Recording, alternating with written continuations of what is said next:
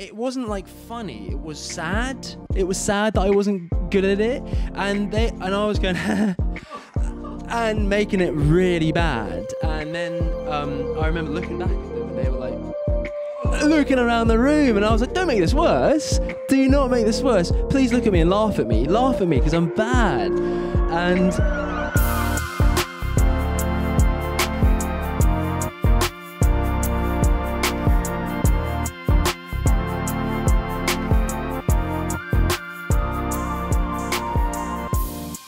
would you, for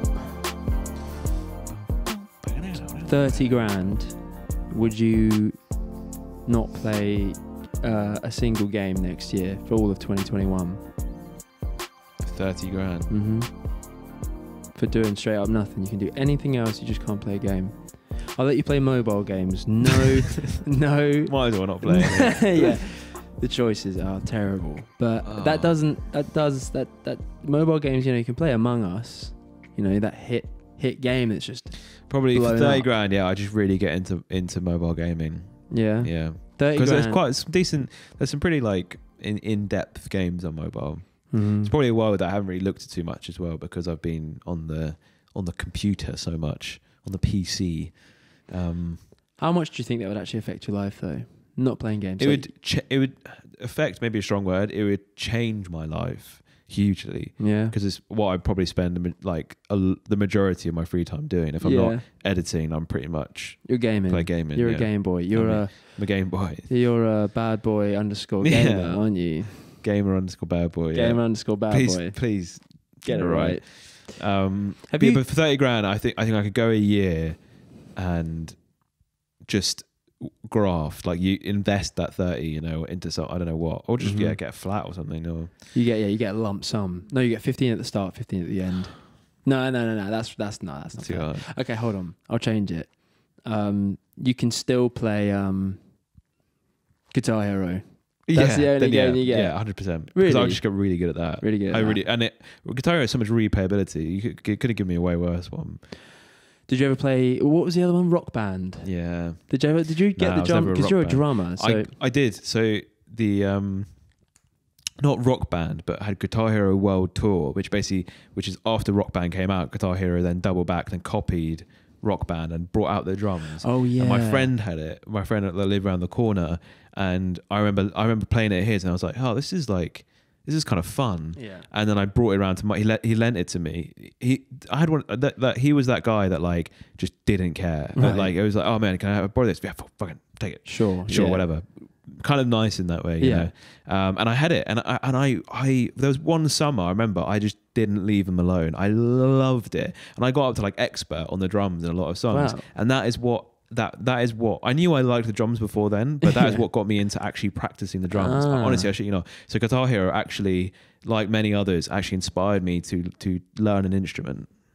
That apparently is what inspired Post Malone to play the guitar. Really? Same thing, but with the guitar. Tell you what, I don't know if can he play the guitar now, or I think he can. Like inspired him to pick it up. It inspired him to actually like start learning to play the actual guitar. Honestly, yeah. So Guitar Hero World Tour, the drums on that actually got me into playing real life drums. I another friend in that friendship circle, his dad was a drummer, was a drum teacher. So I went round to his house. He had this little shed where he like taught me the drums, and then I got my own acoustic kit.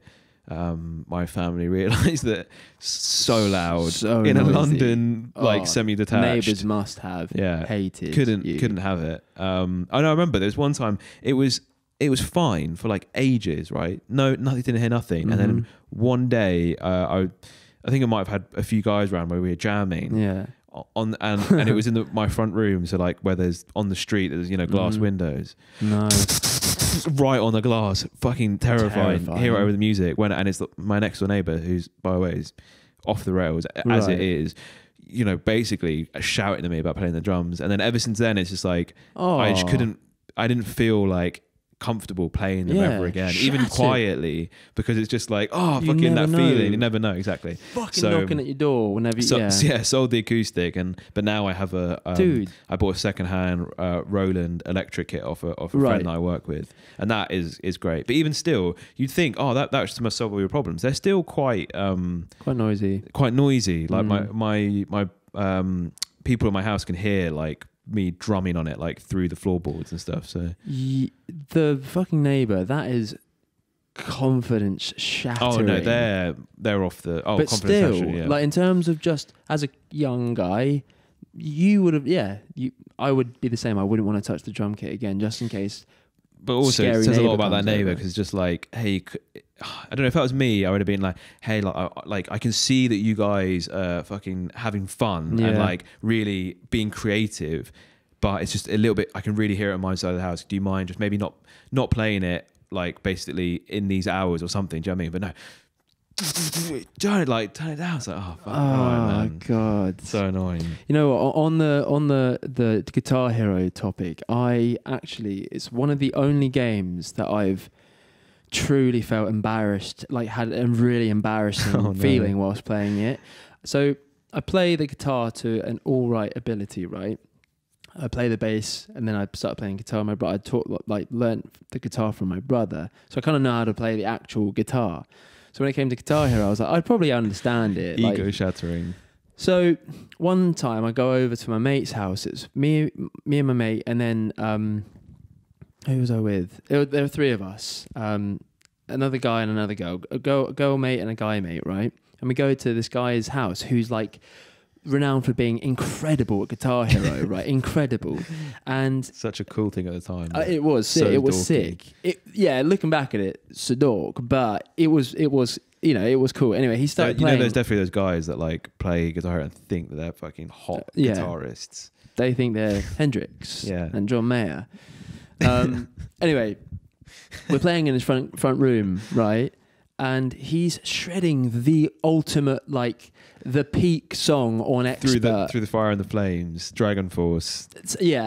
Classic. That rings a bell. I know, right? well. And he pretty much does it, bar a few notes. And we're both there. Me and this girl are just like, whoa, like blown away. She's soaking. Yeah. Oh, God. She doesn't know what to do with herself. She's just waiting for him to get off that guitar. It's funny, though, because if you take away, like, the actual TV sound, it's just like... so dorky. I know. Anyway, Nick, you want to go? Yeah, I've had a few goes. I've done it on Medium, a few songs like Smoke on the Water. In your head, though, you're like, I know guitar. I've got this. I know. Yeah. Transferable skills. I'll be able to hold my own. It's what, 6 buttons? Yeah. I'm good. I try this on hard. Yeah, right. Oh, he was power move trying to get you to start on hard. That sound. And it wasn't like funny. It was sad. It was sad that I wasn't good at it. No. And I was going and making it really bad. And then I remember looking back at them and they were like, looking around the room, and I was like, don't make this worse. Do not make this worse. Please look at me and laugh at me. Laugh at me because I'm bad. Yeah. Oh, and no. And then they didn't. And then it was, I just like paused it. I was like, I'm just not. Oh, that might be worse. That might be worse than some of the other stories you had. That might be worse than the neighbour smashing on your window, telling you to shut up. Yeah, that was awful. You need to go to therapy. Yeah, I think that explains a lot about you. I remember afterwards, it was like one of those moments where I was like such a teenager thing though to not have the social intelligence to like kind of make that a fun situation. Yeah. It's that thing of, this is awkward. Yeah. No, it's not awkward. No, I'm just bad at this. Yeah, let's all laugh together. Look, I'm so bad. Yeah. Then you being like it was so, I remember just like that sound was so awful, and then turning around and they're just like looking around the so awful. That reminds me of Dennis in Always Sunny. They go on that Family Future, which is meant to be like Family Matters, or in the UK we have anyway, do you know the family head-to-head game show? And then like he's so eager not to say that Family Feud. Yeah, Family Feud. That's what they play, right? Yeah. Or is that what we have? I can't remember. Anyway, it doesn't matter. And he's so egotistical, like he's such a narcissist basically, and like obviously it's not Family Feud. I don't think it's that. Anyway, I just want to clear that out so we don't look like idiots. Can't stand like being wrong about anything, but then obviously on that show it's definitely like you're right or you're wrong, and then it plays like the buzzer every time he gets it wrong, and it's like he feels it physically. He's like, that's fucking that's you playing the thing. Like, that is me. It was painful every time I fluffed a note. God. That sound was, when I went to bed that night, that sound was just in my head. Yeah, we were walking past a game shop and it played that sound. You crawled into fetal position. Yeah, I just few can't. hours. I had to carry you home. You know, fight or flight. Yeah, flight. I'm flighting away from that. Yeah, absolutely. Welcome back to What a Bother, where we talk about what bothers us as well as what bothers you. In Nick's case, it's being bad at Guitar Hero because he is okay at the guitar. So I think we start off this week with some quick fire rounds. Okay. We've got quite a bit to get through. All right. Okay, cool. So we're going to speed run it. Cool. Give me 1 second. Just going to open up my emails. Sorry, taking a bit longer than I expected. Cool. This one, Smith Rowe is back at it again. Smith Rowe. Yeah. Love that. Smith Rowe is back at it again. He's got a couple bothers for us. First bother is being out in public with your mask on and not being able to give scared old white women the reassuring smile. Oh, yeah. What, as in like... That lets them know that you aren't going to mug them. No, Mildred, just because I'm in my 20s and wearing a hat doesn't mean that I want to steal your Werther's originals. Please don't piss yourself. Nicely worded. I'll be honest. The smile, you know, the mask is covering up a lot of emotion, which is portrayed without saying anything. You know, a simple smile in the mouth. Yeah, there is. There's loads to the mouth. You know, you look at the mouth for plenty of communication, and a smile does a lot. So, what am I supposed to guess what you're doing right now? Yeah, surprised because your eyebrows are up. Yeah, I think that's pretty bang on for you audio listeners only. He was raising his eyebrows whilst colouring his mouth. But fair point, I think. Yeah. Yeah, that is such an integral part of communicating, especially with strangers. You don't talk to strangers. You just do facial expressions. You know, depending on if you're in a car and you go road rage. Yeah, definitely. Or you go past someone. You you open the door for someone. You just give a nice smile. Yeah, exactly. So, definitely those gestures of it's so English as well to not say anything, to keep silent but give those gestures. Yeah. Absolute bother. And reassuring people that you're not just just because you're a young person, you're not gonna just have them out. Can I say that I've bought since we've had to wear masks in supermarkets, which has obviously been since fucking March. The amount of times where I'll buy painkillers or alcohol where you need to show your ID. I don't have it. I have everything on my phone, right? So whenever they go, can I see some ID? Because yes, you know, the mask makes you look younger. Well, it does, but because they have to ID you even if you're under 20, if you look under 25, because whatever. I think 25. Yeah, there's that big poster in Sainsbury's is like, we'll still ID you if you look under 25 or whatever. So and I've got away with it every time, but I have to go, oh sorry, I didn't bring my ID with me because I don't want to touch anything because of COVID. And then they go, can you pull your face mask down so I can see what your face looks like? And I had my mustache. You know, and they always just go, okay, cool. As soon as they see that, they're good. Yeah, but also that's a bother because, oh, cool, I've got COVID now. It's like, oh, cool, because you want to check my ID, even though I'm clearly like, you're like fucking 6 foot, however much, and just I'm clearly not 18. Yeah. Like, come on. I know that is so true as well. So it's like, oh, cool, because you wanted to, you didn't believe that I was this age. Oh, cool. Yeah, I've got COVID. I've got COVID now. Thank you very much. Thanks very much. Yeah. So glad I can buy this beer because now I've got COVID. Cool. Yeah. Can't drink it for 2 weeks. Yes, or however long it takes to get over it. Yeah, so annoying. He's got another one though, but second bother is pavement hoggers. I've discovered these selfish arseholes since I've started running. Humble brag. But sorry, mate, humble brag there. He didn't say that in the email. I'm saying it. Humble brag. Yeah. They have no sense of spatial awareness, covering the whole width of the pavement with no regard for the rest of the world and how they could potentially be in everyone's way, making it so awkward for me to pass them, or even worse, in your panting voice, tired of running, ask them, excuse me. So they awkwardly shuffle over to the side, allow you to pass. And you just know they're talking, laughing about you run. I'm about to say, I think he's meant to say laughing about you running, which is also insecure because you're just running, man. It's fine. Nobody's laughing at you. Yeah, I tell you what, though, but you said keep up the pod, boys, loving it. So thanks. Well, we were actually. I'm glad you said that because I don't know about you, but I was kind of thinking of sort of throwing in the towel after this one. But what, really? Yeah, after seeing his message about him telling us to keep it up, I'm really like. Second wind, dude. You're like so easily influenced. It's unbelievable. No, honestly, I really woke up this morning. I was like, this is the last thing I'd want to do in the world. But him saying that, I'm good to go. Dude, I think you're so impressionable. It's like, it's crazy. Am I? Yeah. Yeah, I guess I am. Yeah. Yeah, then I just told you that you were, and you just, it was so easy. You? It was so easy to convince you. Yeah. No. Yeah. Did I? Yeah. You know what, man? Just tell me the one that makes me cool. You're desperate, man. You're all over the place. Fuck's sake. Yeah, pavement hoggers, obviously running definitely bad, but just in general, before COVID, walking, even now, like walking around in London, infuriating. If you're in a rush, you're on your way to work, dude, there's no chance.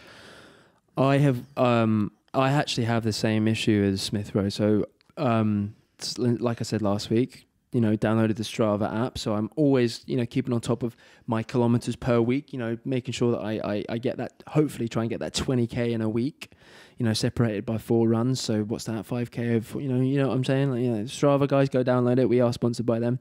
Anyway, I've just taken it upon myself to just run in the road. Because of that reason. I run on the road. I run on the side of the road. Hey guys, look, major malfunction that just occurred. The camera stopped recording. But the audio didn't. So you're going to have to, if you want to stick around, you're going to have to just watch a blank screen whilst we talk. Yeah, it's great though. I definitely lose the plot. So please check it out. Please stick around. It's a good one. Mm-hmm. We promise. Yes, love when things don't work. So you're the cunt that's getting in the way whilst I'm driving. Wow. Yeah, you're the fucking dork that hit me the other day. Yeah, I did. Yeah. You know that new operation you need? Yeah, that was me. Wow, man. Yeah, the guy fled the scene. He had the same car as you, and I said, dude, it looked like your car, and you started to panic. Face, yeah. You panicked, and you had to go to the toilet quickly because you got nervous. I mean, now it makes sense. Yeah, I just wanted to tell you on the podcast, power move. What are you going to do now? You gonna stop doing it? Don't think so. Yeah, you know what? What? No, don't. Yeah, you're cancelled. Huh? You're cancelled. You know how you're super impressionable? You're cancelled. I didn't want to do it anyway. It's fine. Nah, you're back on. I'll let you do it. Cool, let's fucking move on. No, but seriously, on that topic, I hate it when you're walking on a pavement and some absolutely socially unaware and self-unaware spatially unaware. Why not fucking we'll chuck that one in there. Socially and spatially unaware. People don't look. It's kind of like a road with traffic going along it. You can't, sometimes check if there are people to your left or right. People just, as you're walking straight, people walk across the road in front of you, and they're like Sunday drivers, but for walking, and then they're in front of you, and then stop, or just extremely slow. Walk, like just dawdling around, and I know it sounds like look, just walk around them, but it's so annoying when they're slow. They get in your way. You have to walk around them. They slow you down. It's just like, hey. Just look, please. Oh, dude, I feel like it's so built into me of like, if I'm walking around and maybe I'm looking at directions, it's like, oh, cool, wait, I need a second just to stop walking and focus on what I'm looking at. Oh, I'm going to go stand over here, make sure that I'm not in anybody's way. Whereas some of these people, so self-absorbed, so don't know what the hell is going on in their lives, right? Where, I don't know if you've had it before, especially walking in London, looking at something on my phone, stop, dead still, figuring out, hey, I'm walking right behind you, and you've just stopped, dead still. Do a look over the shoulder, and then do it. If you're clear. Move over to the edge of the road, basically, or the edge of the pavement to figure out what's going on. That honestly, dude, makes me. I've started now. I barge them. You should. Yeah, I just do. Honestly, I do. Which way are you going, man? I'll be like, oh, sorry, you just stopped immediately in front of me. I couldn't slow down in time. Tourists. Yeah, tourists. Dude. Tourists in Oxford Circus.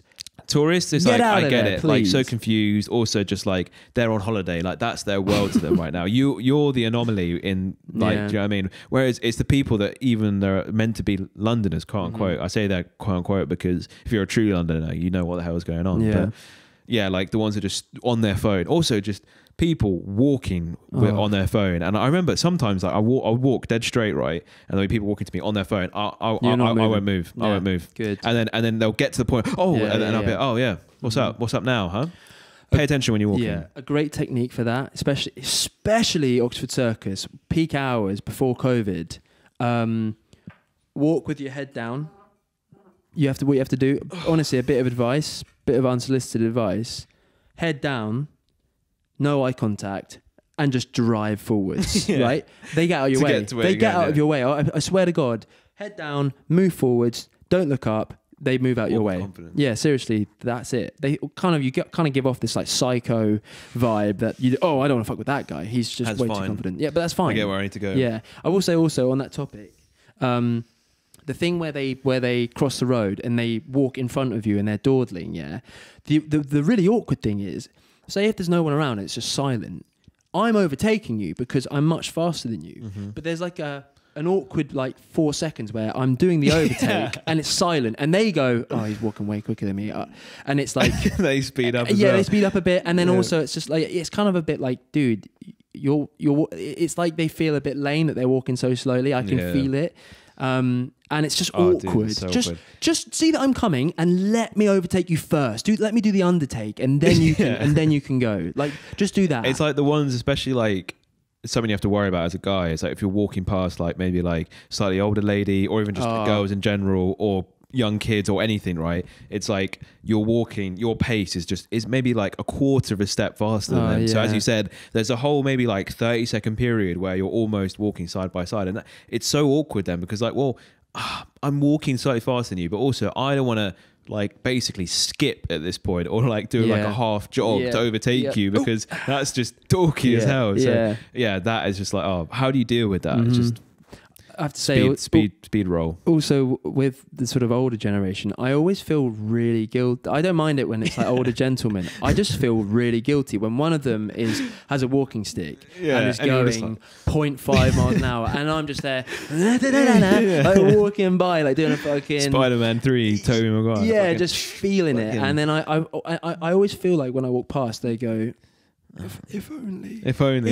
Or it's like, look at this, this boy with his quick legs, and you're just speed walking past. Always feel terrible. Yeah. Actually, male or female, it tends to just be males when they're just walking on their own and they're struggling, and I feel terrible. I always think like, I feel like a piece of shit. Yeah, I'm a piece of shit. In my mind, it's like they're thinking that I'm showing off. Yeah, it's like, you got legs for days. Yeah, clearly. I remember when I could do that. Fucking bastard. Yeah. Anyway, yes, we have another one. This is one that, so I put out something on the Instagram today. So we have an Instagram, just in case you're watching this and you don't know that. What is that? It's what a bother, all one word, and then with an underscore at the end. Cool. The link is in the description, as it is with every episode. And I put out a post, if you will, a story, if you will, asking for questions. And we got a few in the DMs from that as well. So absolutely, if you're not following us on Instagram, make sure you do that to find out when you can send us questions. Also via that means, although you can do it all the time. So this one is, the reason I picked this one is I love it because it's so specific, right? Specific, yeah. Yeah, specific. My bother is another film one. I'm assuming they're talking about because we talked about Lord of the Rings the other week. Yeah. Specifically the Harry Potter 4th book or / film. Arguably the best one. Victor Crumb catches the gold snitch at the Quidditch World Cup whilst they are down by 160 points. It's a dork. Catching the snitch gives you 150 and then ends the game immediately. So by catching the snitch, he instantly loses the game for his team. It's moronic. He should have waited until the rest of the team had scored some points. It would be like a rugby player having a kick at the goal to win the match and decided to kick it out of bounds instead. Does my head in. The guy's meant to be one of the best players in the world. In this Harry Potter film. In this fantasy world, yeah. Wow, very niche. Very niche, very niche. Kind of like opens up the bigger topic of the inconsistencies with Harry Potter. Yeah. Loopholes for days, right? Well, you're a big loophole Harry Potter fan because you're such a Lord of the Rings fan, aren't you? You have your own subreddit on. Yeah, it's called Lord of the Rings Good. Here are some loopholes of Harry Potter. so catchy. Although I do think we need to work on the name. But anyway, no. We'll crack on with this. He said, I first read in the books when I was about 10 and it pissed me off ever since. I totally get what you mean. Oh, 100%. This is an example of how, and this is going to be very divisive, and I realise this is going to upset a lot of people.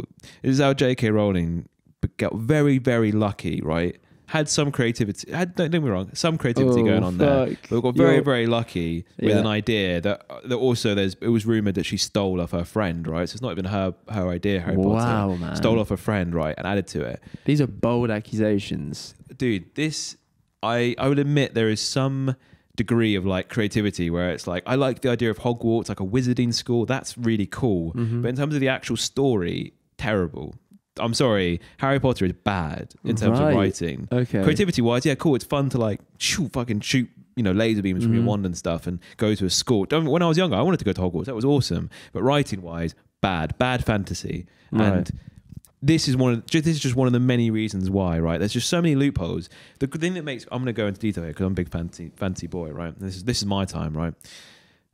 Fantasy, like Lord of the Rings, The Hobbit, works so well, right? Because you build a world and you build boundaries and you build restrictions in that world. Yeah, cool. There's magic, but like it's kind of like soft magic. It's not really like you can do crazy things. Like Gandalf can kind of like sometimes create light from his staff and then sometimes make his voice louder and stuff. But it's nothing like he's not shooting like lightning bolts constantly at things apart from when he fights the Balrog. Anyway.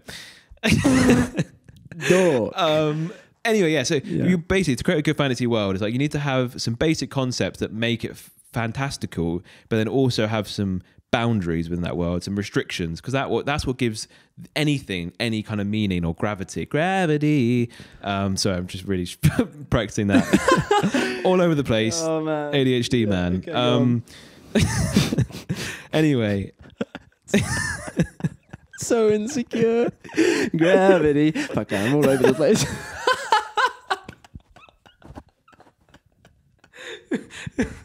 You all over the place. You lost the plot for a second. I don't even know what episode it is. Episode 9 is where Tam fucking absolutely lost them.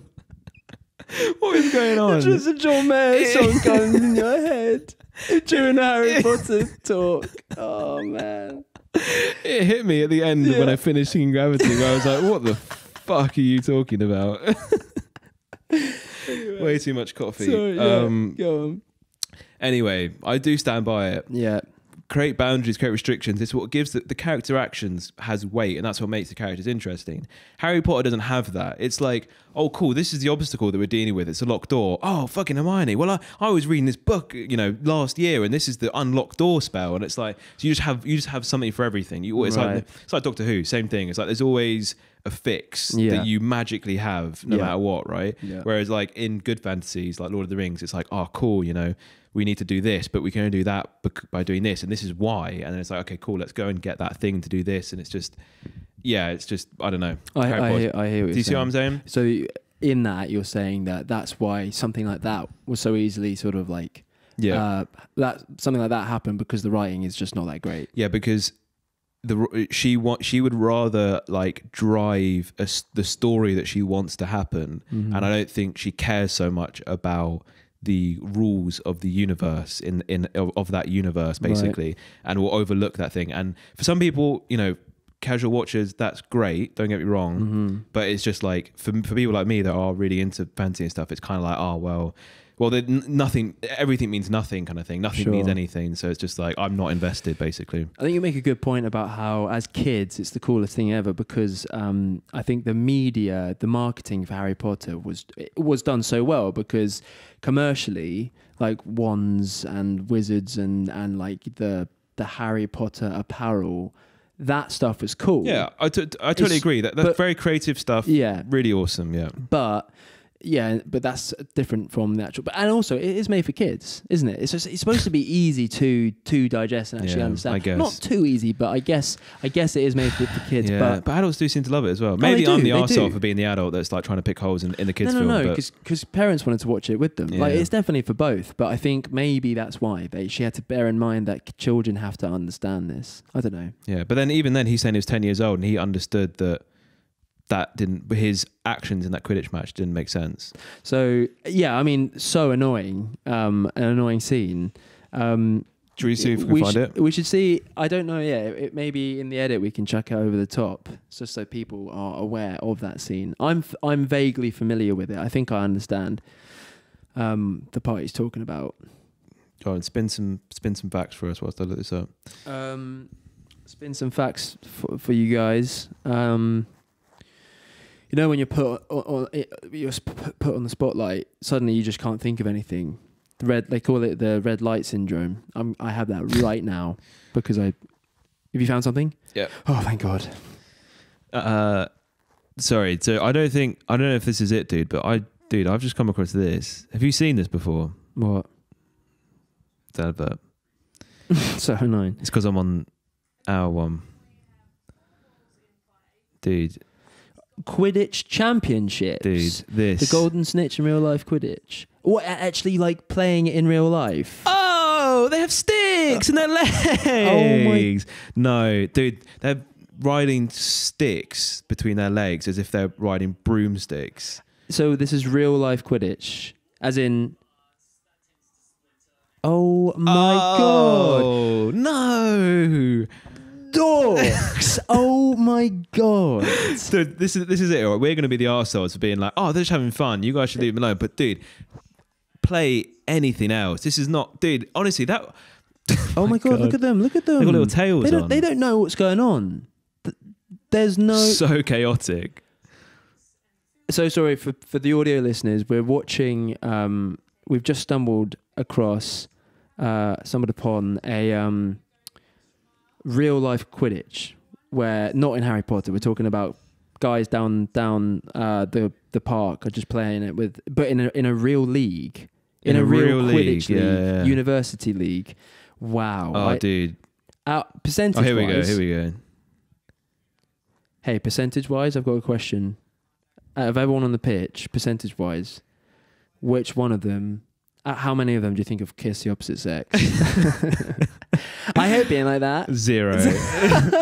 Or it's the opposite, and they found their little community where they can be sexually free, and they just go absolutely at nuts. it, like a comic convention, Yeah, where it's just and orgies left, right, like center. the Olympic Park when all the athletes get together. Exactly. They all just sleep with that's each probably other. it. Dude, this honestly, we're probably the arseholes taking the piss out of this, but I could kind of get it as a sport if you didn't have to ride the sticks between the legs. That's the bit where I'm like, no. Once again, audio listeners, they're running. So Quidditch, they haven't got broomsticks. They have just sticks that they're running with, as if they're levitating on brooms. Oh no!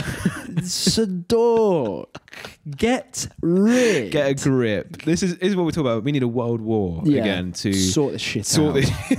We need to. Oh, cool. Let's just, guys, I think football was pretty good. Let's just stick with that. And look, I'm not saying don't be creative with sports, but don't, this is adapt it. There are certain things where it's like, oh, cool. They had sticks between their legs because they were riding on flying broomsticks. You don't need to carry that bit over from the sport. Also, just remember, this is from a film, a fantasy film. Yeah. This is where they're flying in the air. Oh my God. You have to bear that in mind, guys. You have to bear that in mind. People in Harry Potter, they were flying, so you can't do this. Also, how do they get the snitch? How do they get the snitch? The snitch is a main part of Quidditch. I don't know. That's so true. Someone just fucking every now and then just throws a bouncy ball through the air. That's the snitch.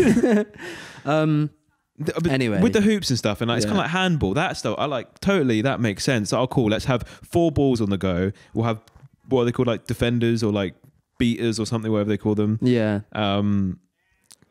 And then cool. Yeah, that's it. But dude, the sticks between the legs, absolutely get out. What's the rule here with running? Just threw the ball at normally someone. You should get a limited amount of steps. It's like dodgeball. They're throwing ball. It's so confusing. All over the place. Yeah.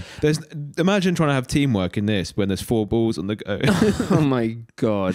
Imagine being the referee, bless him.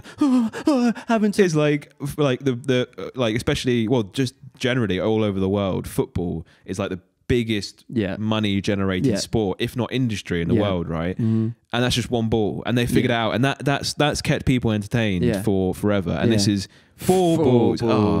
Oh man, let's not. There's a phrase for it, but let's not complicate things, guys. No. It's being ridiculous now. Anyway, that's I just enough can't believe of that. people do this for real life. Was Harry? What age rating was Harry Potter?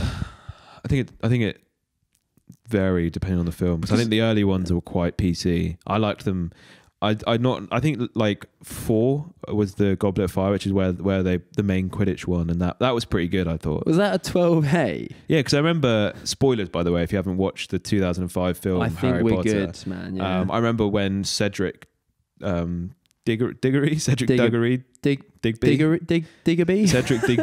died at the end. I remember as a kid when I was like, I must have been about 10 or 11 watching that. I was like, oh wow, they like killed someone. And I'm like, that's really dark. Like I remember thinking, wow, that's wicked. Well, there were some scenes which are like, remember Moaning Myrtle, is that her name? The little ghost in the bathroom? Yeah. Is that the wrong name? Did I get that wrong? No, that's right. Yeah. I was kind of terrified by that. Moaning Myrtle. Ghost in the bathroom. And she was, oh Harry, like she was fucking freaky. Giant basilisk underneath the school as well, a giant snake thing, that scared me as well. Terrifying. And also Voldemort is just terrifying. No nose, just like has like a snake nose, that's 2 slits for nose. Hey, also 12A, like what's happened to that? Where is it? I can't remember the last time I watched a 12A film. Most redundant. It's because it's the most redundant certificate you could give a film. It's like, oh hey, this film should definitely only be watched by at least 12-year-olds, but also if you're with an adult, then it's fine. So like you're 5 and you're with your dad, cool. Let's show you some I don't know, nudity and some soft nudity and people dying. Have you actually ever watched a 12A with your parents and thought, I'm really glad my mum or dad was here? Have you?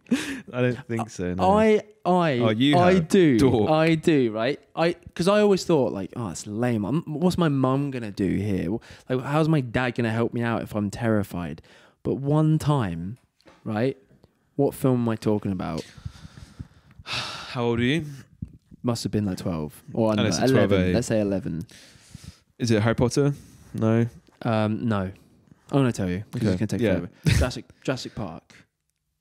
Oh, like the original Jurassic Park. Well, what would that have been, like 14 years ago? Well, Jurassic Park came out in 1994, so. Well, the ones, that Jurassic Park 3 or something? Yeah. Number 3. Cool. The scene where it's at the start of the film. So once again, spoilers. I'm sorry, you guys should have seen it already by now, but. They're just about to. There's a T-Rex coming or something. They're let's go. I think this is what happens anyway. Let's go. They're on the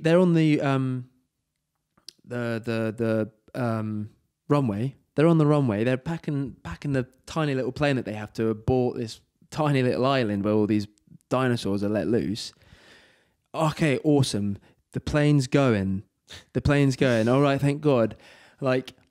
Out of nowhere, T-Rex takes it from as it takes off, takes it and just starts chomping on it and chewing the plane up. Well, I think everyone dies. I went,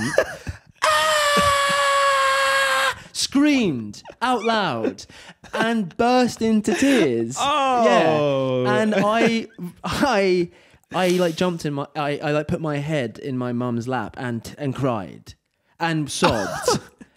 You were like 11. I was too old. Dude, I remember thinking that's why it's a 12A. That's why it's a 12A.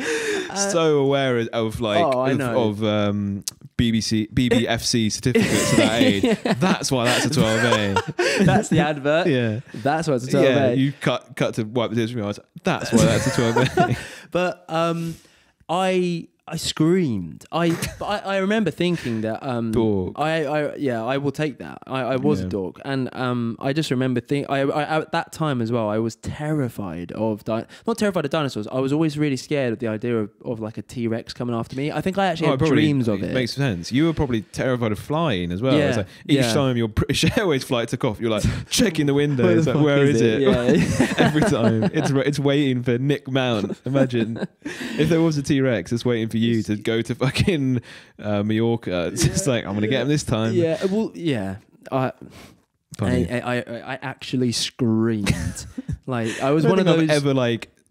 Sometimes be like, but never screamed. No. But ever since, never happened ever since. And then I was a changed man after that. That's the day you became a man. Honestly, I couldn't watch like a Jurassic Park film on my own. I would never be able to have done that. Maybe that's what we should do next time we have a podcast. Watch Jurassic Park. Now I'll be fine. Hey, now scary films are just so fucking whatever now. I remember as a kid, my brother like always wanted to do what my brothers were doing. So how are we doing for time? Right, we need to wrap up soon. I'm really sorry. You must have had this with your sister. You kind of wanted to do what they were doing was cool because it was the older thing, right? Mm-hmm. Blair Witch Project,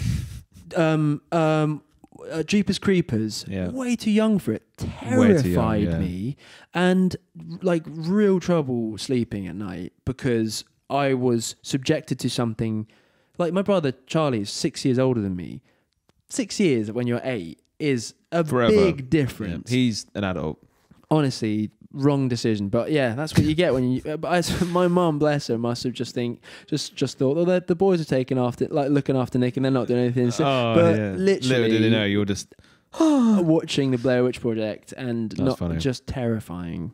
Did you have any films like that? Yeah, I'm trying to remember. Probably with my sister a few times. But I remember when I must have been about 10 or something. I was sleeping over at my mate's house, and he was a bit more of a psycho than me, like in terms of just, you know how kids are just psycho sometimes. He would just watch just like kind of adult films, and he put on Shaun of the Dead.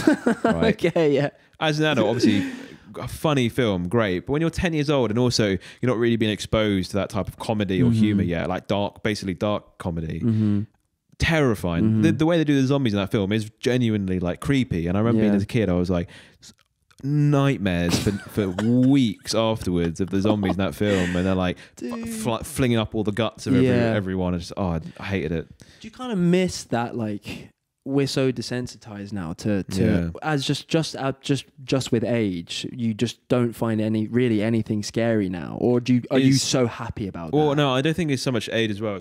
It's because we've worked on so many films and stuff now, and obviously we have that experience, and we've done some horror film related stuff as well. And it's like when you learn like how basically it's like how the sausage is made, but kind of like in a not exactly in that sense, but definitely like I find it difficult to try and immerse myself now in horror films. It's like, oh, that's wicked how they've done that, or that's a great bit of green screen there, or oh man, the corn syrup that they've got for that blood is great. It's just because you know that's how they all do it. I find it really difficult to like get into that mood now to be scared. Whereas watching films of people that don't literally have no sort of interest of how films are made, it's genuinely petrifying for them. Yeah, true. Hey, for any aspiring horror film directors or filmmakers, home video horror films by far the best. Yeah, because they're just real, they're the most realistic. And also, if anyone out there wants to try a one take like 1917 horror film, I think that would do fucking well. Yeah, a one take where it looks like there are no cuts, because you know why? The cuts break tension.